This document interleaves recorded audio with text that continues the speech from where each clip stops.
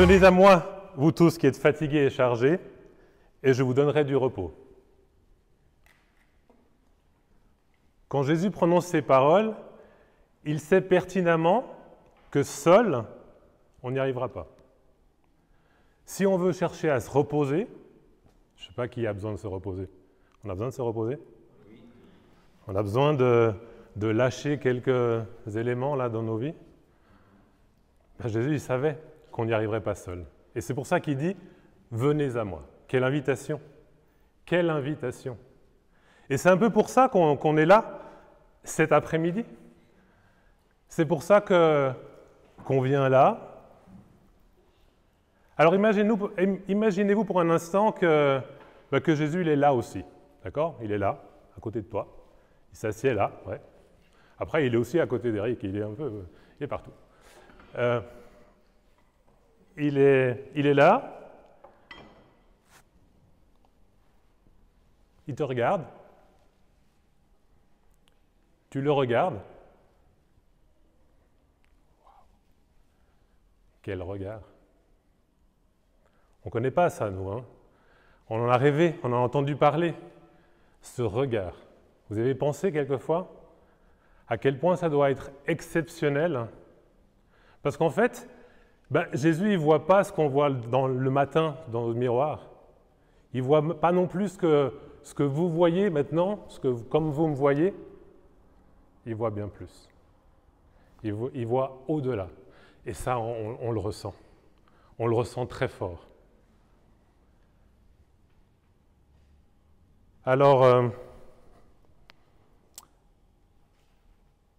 Jésus il nous dit, c'est vraiment chouette que tu sois là. C'est chouette que tu sois venu de Renan. Et j'aimerais vraiment que, en partageant ce moment, tu puisses sortir d'ici mieux que comme tu es rentré.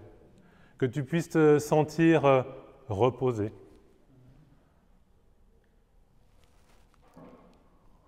Et on va faire un petit truc.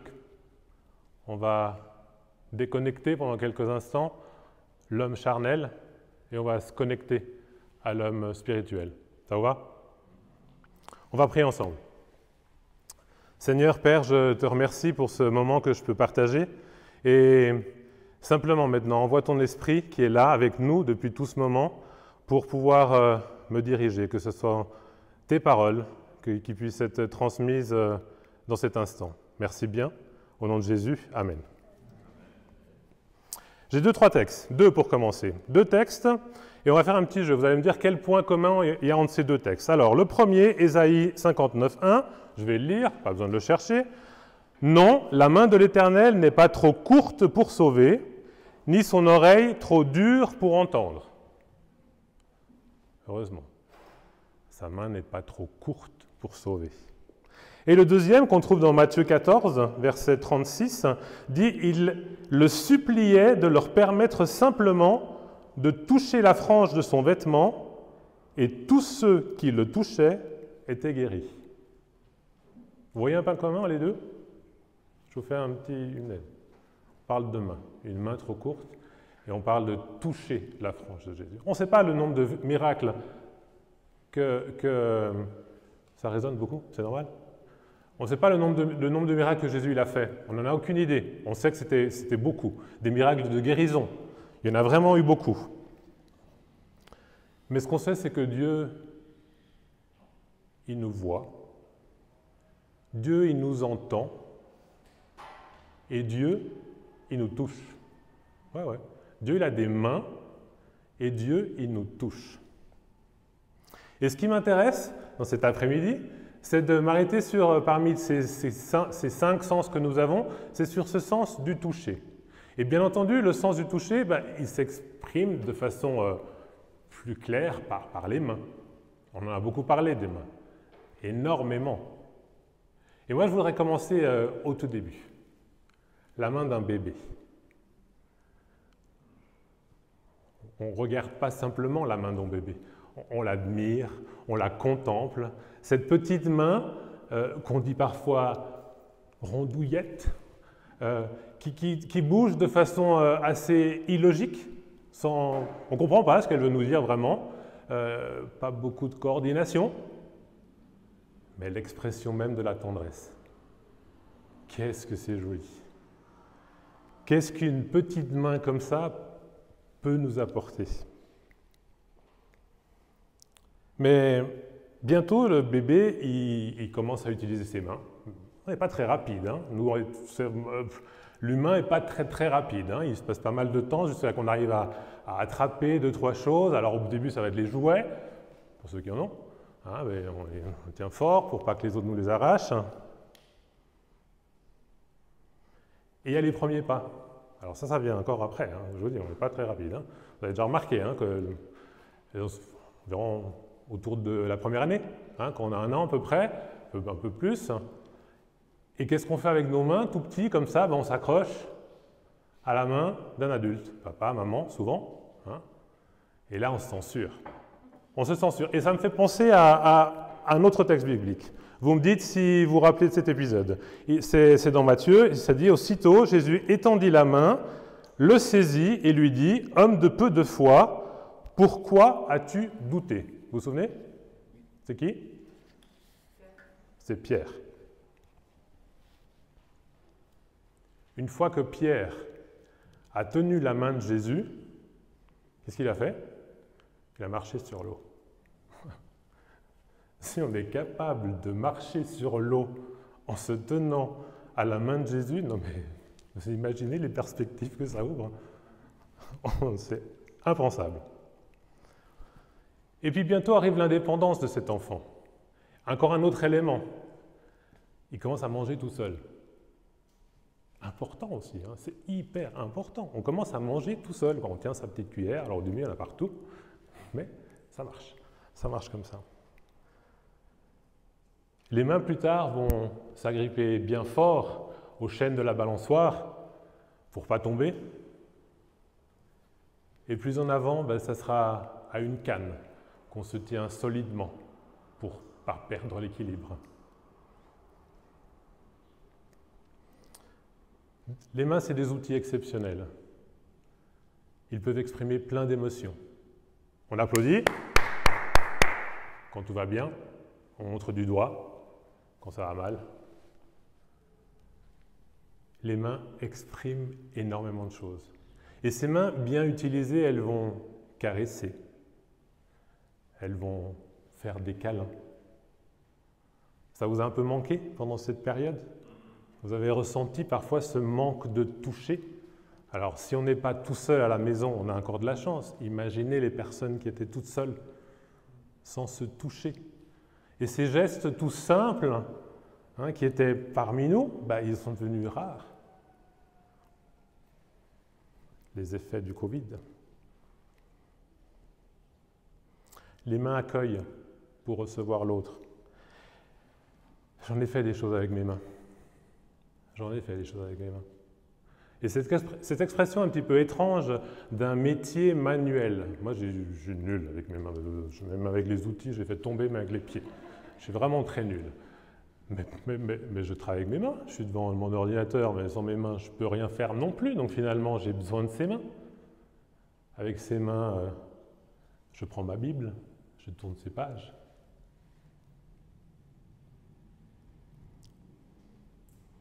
Jésus se rendit ensuite à la maison de Pierre, dont il vit la belle-mère couchée.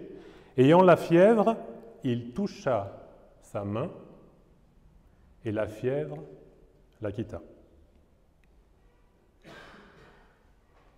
Des mains qui prennent plus qu'elles ne reçoivent. Des mains qui donnent plus qu'elles ne reçoivent. Ou des mains qui prennent plus qu'elles ne donnent. Je me suis emmêlé. On reprend. Des mains qui prennent plus qu'elles ne donnent. Ou des mains qui donnent plus qu'elles ne reçoivent. Et maintenant, j'aimerais vous raconter une histoire. Ça vous va? Une histoire écrite par Max Lucado, sans doute l'auteur chrétien que je préfère. Inspiré d'un texte, du texte de Marc, chapitre 1, au verset 40, jusqu'à 45. Et je vous emmène avec moi dans cette histoire. Vous êtes prêts? On y va? Ok.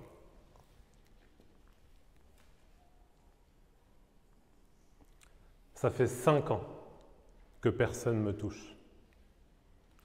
5 ans. Personne. Ni ma femme, ni ma fille. Personne. Personne ne m'a touché. Alors au début, je les voyais, ils me voyaient. Ils me parlaient. Certains souriaient timidement. Alors je pouvais percevoir dans leur voix un peu de tendresse, où j'arrivais à voir dans leur regard des choses agréables. Mais ils ne me touchaient pas. Les mains étaient absentes. Peu à peu, c'est même leur sympathie qui a disparu. Les petits gestes du quotidien, ces petites choses simples, moi, je les désirais ardemment. Se serrer la main, se faire un câlin, un baiser sur les lèvres.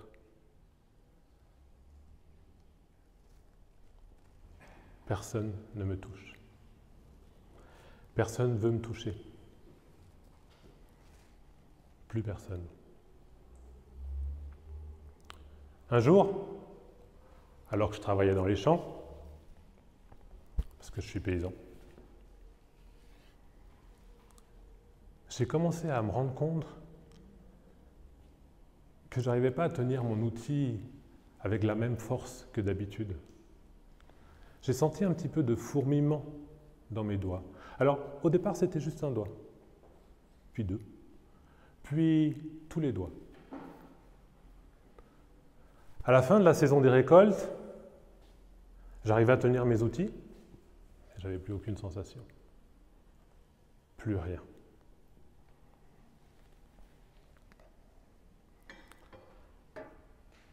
J'ai rien dit à ma femme. Vous savez, c'était vraiment très dur. Mais en même temps, c'est quand même assez compliqué de cacher des choses comme ça à sa propre femme. Une après-midi, alors que je rentrais d'une journée de travail, comme d'habitude, je me suis mis à me laver les mains. Et là, instantanément, l'eau est devenue complètement rouge. Tes habits ont aussi des taches. C'est ma femme qui me parle, elle se tient derrière moi. Je vois mes habits rouge sang. J'avais une énorme coupure dans un des doigts. Je ne le savais même pas. Je suis resté figé. Là, à regarder cette eau, j'osais pas lever mon regard vers ma femme.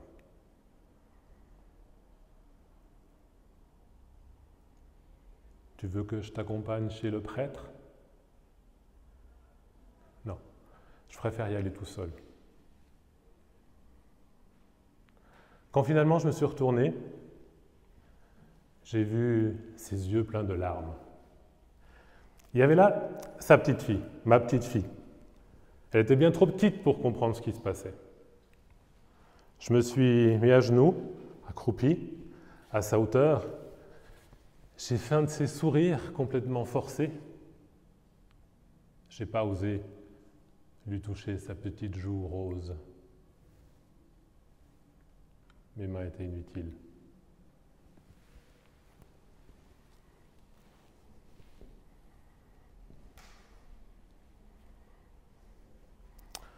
Le prêtre, il ne m'a même pas regardé les mains. Vous savez, j'ai aucune rancœur de ce qu'il a dit ce jour-là. Il faisait son boulot. Alors c'est vrai que sans compassion, sans charité, pas du tout d'humilité. C'est comme ça qu'on lui avait enseigné. Il a rapidement regardé mon visage. Il a vu dans mon regard toute cette incompréhension, toute cette colère que j'avais déjà. Et il a fait ce qu'il devait faire. Il a mis une main sur sa bouche. Avec l'autre bras, il a étendu vers moi, il a ouvert sa main. Et d'une voix puissante, il a dit « impur ».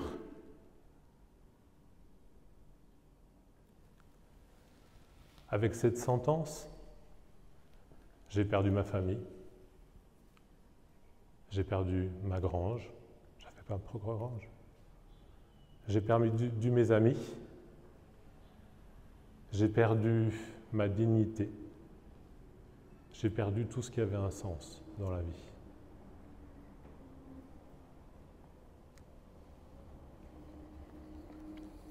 Je me suis éloigné.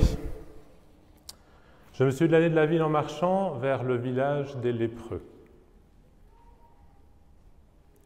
Là, en gardant des distances, j'ai vu ma femme. Elle m'avait apporté un sac avec de la nourriture, quelques affaires.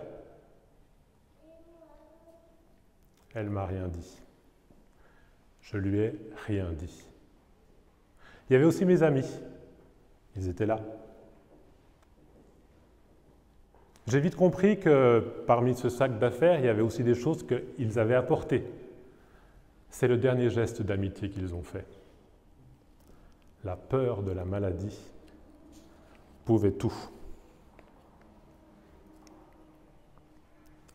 Et dans leur regard, à cet instant, j'ai pu voir ce qui dorénavant allait être mon habitude, mon quotidien. De la peur, de la pitié, mais surtout du rejet. Peur, pitié. J'ai été vers mes amis, ils ont reculé. Ma femme, mes amis sont partis. Et mon cœur a saigné de douleur.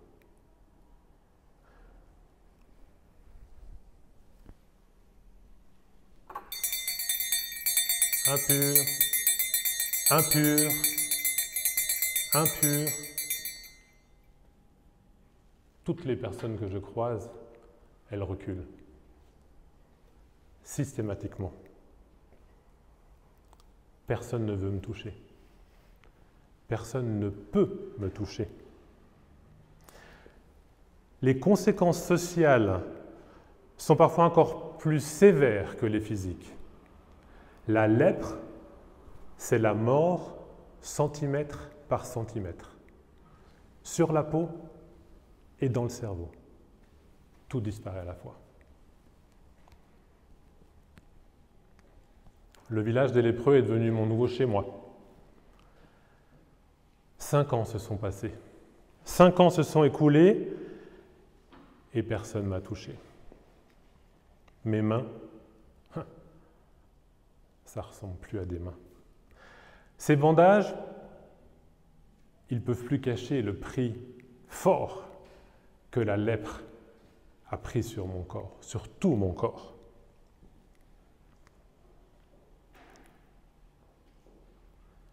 J'ai souvent voulu en finir.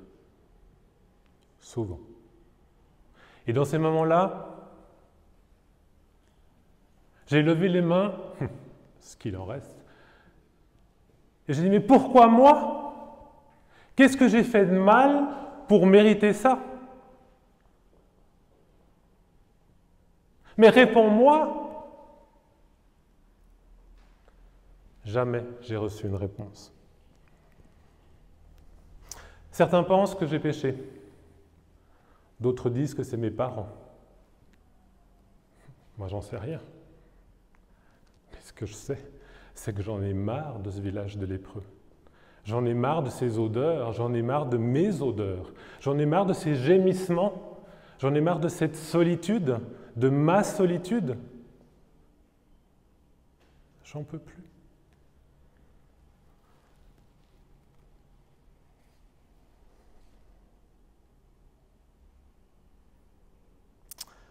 Un jour, je me suis levé. Et sans que personne me voie, je me suis dit, allez, je vais aller retrouver mes terres, ma grange. Alors, j'ai trouvé une cachette, j'étais là, personne ne me voyait, et j'ai vu un groupe d'enfants. Leur jeu, leur rire, leur joie m'a contagié pendant un moment. Je me suis rappelé que j'étais père, que j'étais un mari, que j'étais une personne. Dans cette émotion, je suis sorti de ma cachette. Et ça n'a pas manqué. La réalité m'a à nouveau rattrapé de plein fouet. Impur, impur, impur! C'était des voix d'enfants. C'est encore plus humiliant. Tous les enfants sont partis en courant. Tous. Sauf une petite fille. Elle est restée là. Elle m'a regardé. Je l'ai regardée, on ne s'est pas parlé. Et après quelques instants, elle est repartie en courant. Peut-être que c'était ma fille, j'en sais rien. Mais quelque chose a profondément changé en moi depuis cet instant. C'était sans aucun doute le meilleur moment que j'avais vécu ces 5 dernières années. Il faut que je fasse quelque chose. Soit je guéris, soit tout est fini. Dans la grande ville à côté, il y avait un prophète qu'on appelait, ou plutôt qui se faisait appeler lui-même, le Fils de Dieu. Il faisait des miracles. Pourquoi pas? Pourquoi pas essayer? Alors, je me suis senti la force de lui lancer un petit défi. Je savais bien que ce qui me motivait, ce n'était pas du tout la foi, c'était une colère, une rage. Mais je me suis dit, si Dieu a fait ce désastre dans mon corps, ben c'est bien à son Fils de remédier à ça.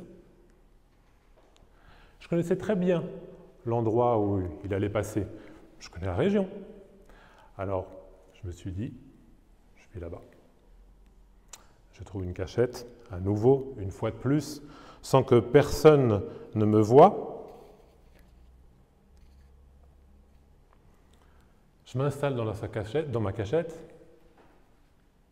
et je me suis dit que je vais rester là jusqu'à qu'il arrive à quelques pas de moi. Mais quand je l'ai vu, ma colère s'est instantanément transformée en espoir.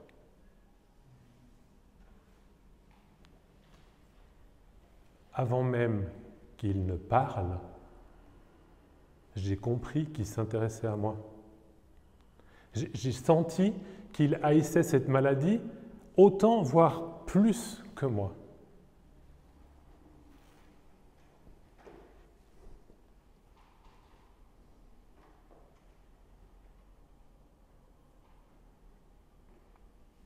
Comme je suis paysan et pas poète, c'est extrêmement compliqué de vous expliquer exactement ce que j'ai ressenti à cet instant.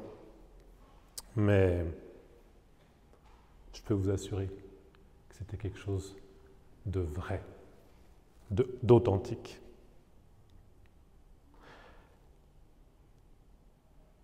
Vous savez, pour un lépreux, faire une tentative de guérison, c'est un échec assuré. On n'a pas le droit. La lèpre est une punition de Dieu. Pas le droit.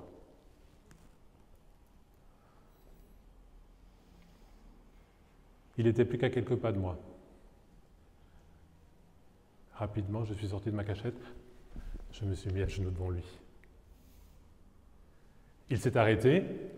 Toute la foule s'est arrêtée avec lui. Une vague de terreur a envahi cette foule. Les gens commençaient à bouger leurs bras, à se mettre la main sur le visage, à cacher leurs enfants sous leur tunique. J'étais habitué. Impur, impur, impur. Ils avaient raison. C'est bien ce que j'étais. Ils ont tous reculé, sauf lui.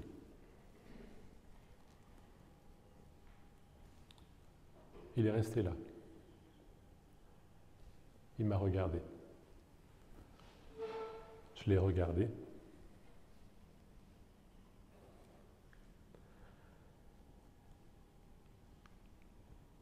Et je lui ai dit, si tu le veux, tu peux me rendre pur.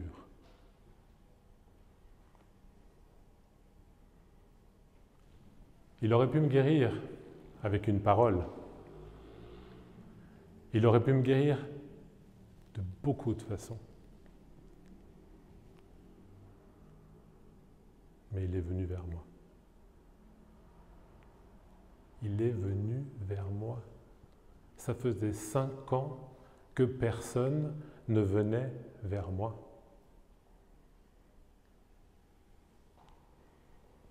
Jésus, ému de compassion, étendit sa main, me toucha et dit « Je le veux, sois pur ». À l'instant, j'ai été guéri de ma lèpre.